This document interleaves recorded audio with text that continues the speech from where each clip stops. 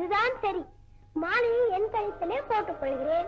அதை எடுக்க நீ வருவாய்.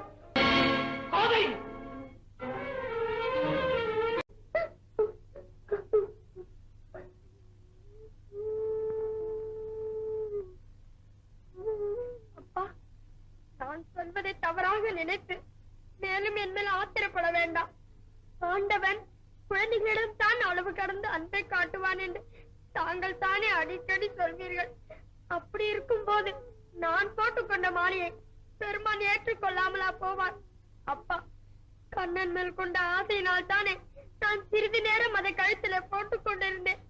அதையா தவறாக கருதுவார்? ஒரு காலம் இல்லை.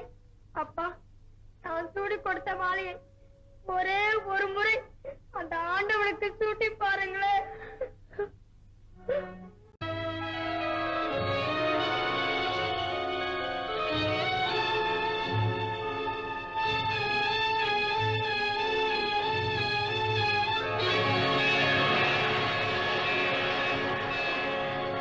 நீ போட்டுக்கொண்ட மாலையை பெருமான் ஏற்றுக்கொண்டார் என்றால் இன்று முதல் நீதானம்மா சூடிக் கொடுத்த சுடற்குடி.